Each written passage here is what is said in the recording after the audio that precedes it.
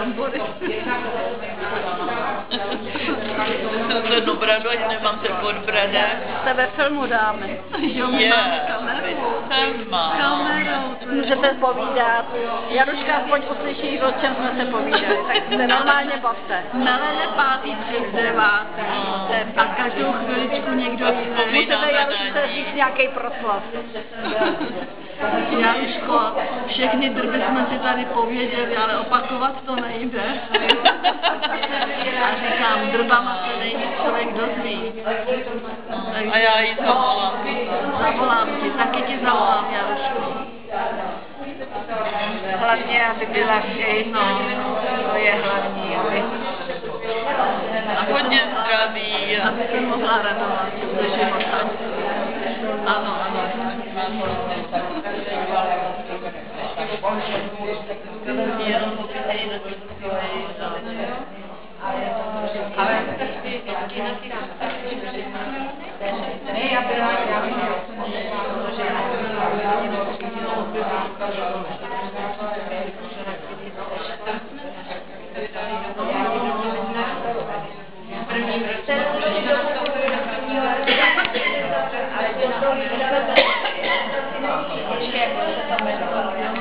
Ona to ti pokračuje, což si nevíde,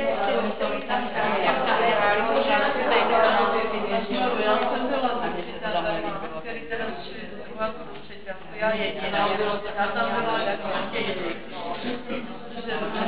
nechodili do školy, já taky byla, ale nebyla jsi s námi. Skupině jsi byla s holkama, ze všema, stejně starýma. A já jsem byla se třeťačkama, mě naložili dlouhopisí. Já jsem byla v těch Židovice, nebo jak se to jmenovalo. My jsme byli v Nížeboha. No, a vy jste byli někde jinde. A tam přijeli jsme z brigády bez veselé nálady, kterou jsme tam nechali, jsme ještě čekali. Taky zde nemáme, taky se neřebáme, to byla naše hymna. Zamávala si. Oni holky... Taky zamávala, ahoj Jaruško. A oni holky jako... Byla ještě jedna byla... Tady napiš, ahoj Jaruško, zamávej a dej si to před sebe, ten papírek. Na počítači bude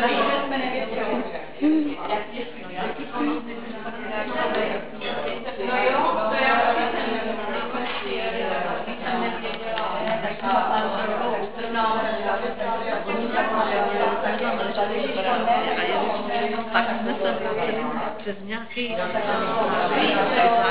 takovej venkovní, aby se všechny byli jako vyděšeni, kde jsme, co jsme, a pak nakonec ten chlápek si na nás těžil. Něco tak Fridry měl budíka, hodinky, jo. A stopoval, kdo přijde, kdo nepřijde. Já jsem tam nebyla, já jsem byla doma, protože Máti byla na té operaci. A já jsem musela celý hospodářství a všechno obtejit to sama. Plus bráchu na krku.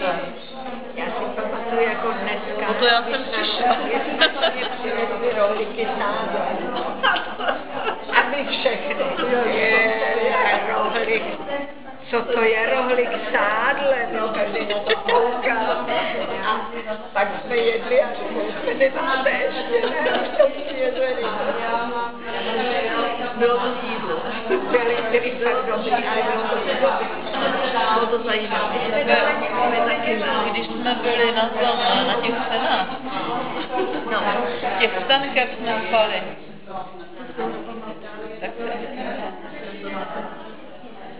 Na Šišky jsme jezdili do lesa, pamatuješ si to? To mám jenom fotku na kládě, jak se jo. Domovlí jsme jezdili buď to na brambory, nebo na seno, nebo na něco jsme jezdili domovlí.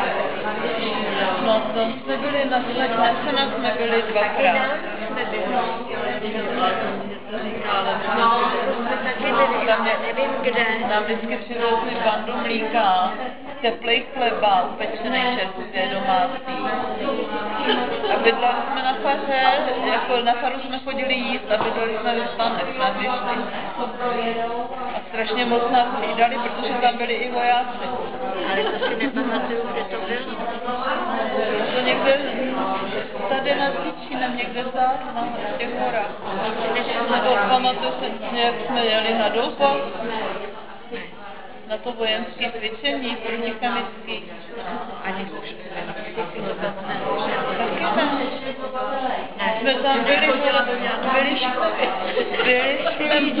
jsme na praxi, jsme byli a museli i ty městský museli být ve škole, na Intru.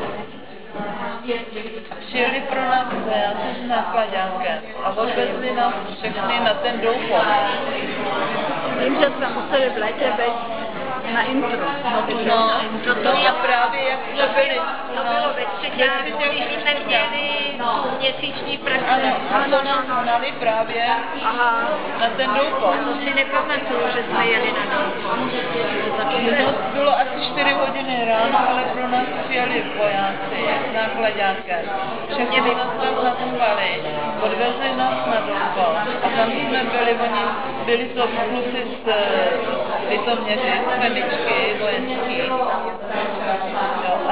S těma jsme museli dělat chemickou očistku v těch stanech. Oni museli, říkali, jako to jsem zapomněla. na jiný a oni, že jako šuslíka do noha neprostředáme, tak byli v trenýrkách a procházeli, jakože jsou nahý. Museli to, někdo vydával čistý prádlo na konci, někdo je kontroloval, jestli sundaly všechno, co měli na sobě. Oni říkali, že nesměli mít ani hrstníky. A byli jsme s nima, hele, celý den, celou noc, celý den a večer nás pak odváželi domů. Na Doupově. Sranda. A dostali jsme všichni hodnost četaře. Tak to jsme dostali na Doupově. Tak to si Vím, že jsme byli vojáci, to nebyli vojáci. to tak vím, Ano, ale že jsem byla na Doupově. Na Doupově, tam nás, hele, to nás odvezli, byla ještě tma, tam jsme přijeli za světla už. Dostali jsme snídani a pak nás zahnali na ty stany chemický. Hele, celou noc, holky, celou noc jsme předtím protasovali, proplkli a druhý den ráno se nebyla. Já jsem tam taky nebyla. A není vážně, tak bys nedostala tu host. Před vojáka. Stávali při maturitě. Před voják nám to přeci předával. A to jsme mu říkali, Jako v maturitě nějak. Ne, já si to nepamatuju. to bylo hned po skončení, hned na začátku čtvrťáku. Jsme tady dostali, že jako jsme byli na vojenském cvičení a dostali jsme Nás se byli vy, protože jste který měl.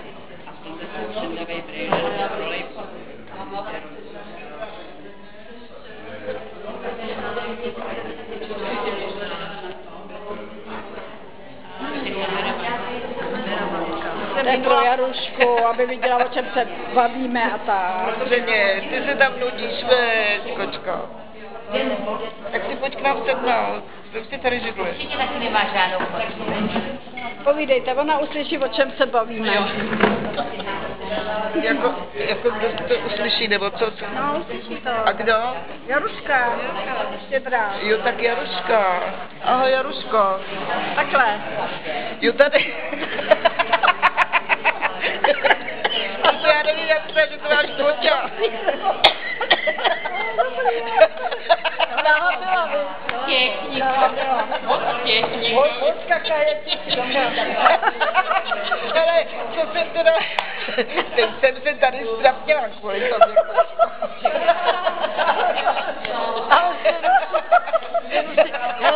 Se mi to připomnělo naši maminku, která šla do Kauflandu a tam byl ten monoskop, víš, jak se tomu říká, ta obrazovka, ne? No. Naše maminka říká, já čím dál tím blíž a říkám si, ta baba ošklivá, to je mi nějaká povědomá. Já přijdu až k tomu a já jsem to já.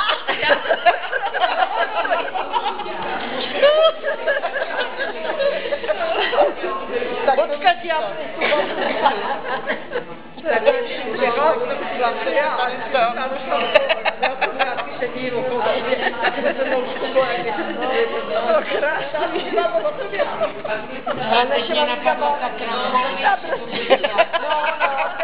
aspoň si se zasmála. No to víš, my z vesnice.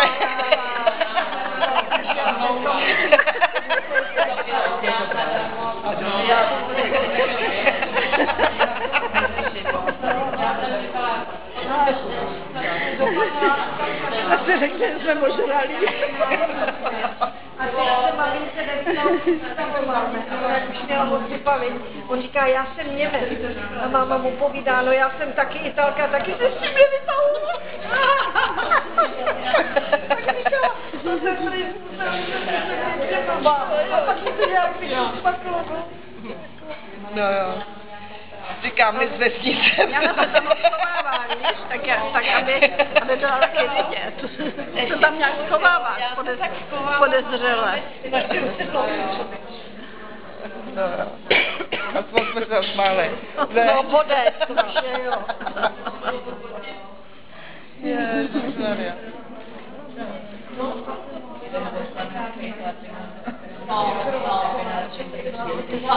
Já se tomu směla. Kdo to je? Kdo to je? Tohle. Aby neměla pak. Tohle. Jo, to jo. Aha.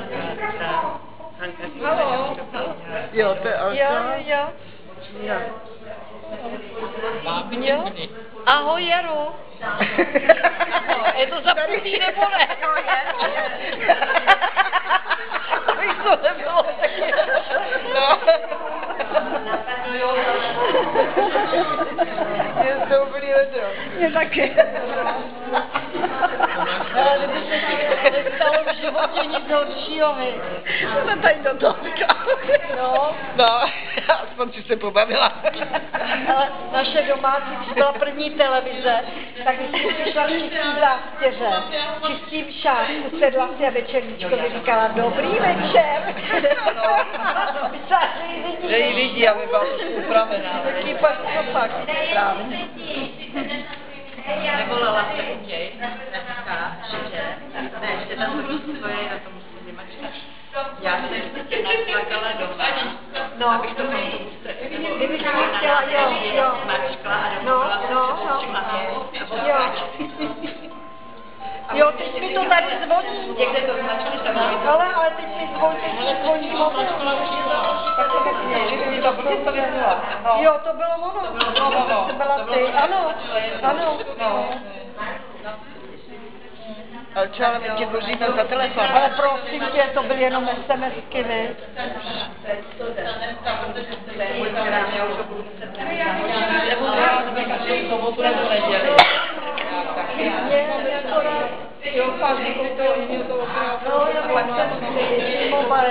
Tak myslím, že se Jaruška pobavila. Ahoj, Jaruš, papa.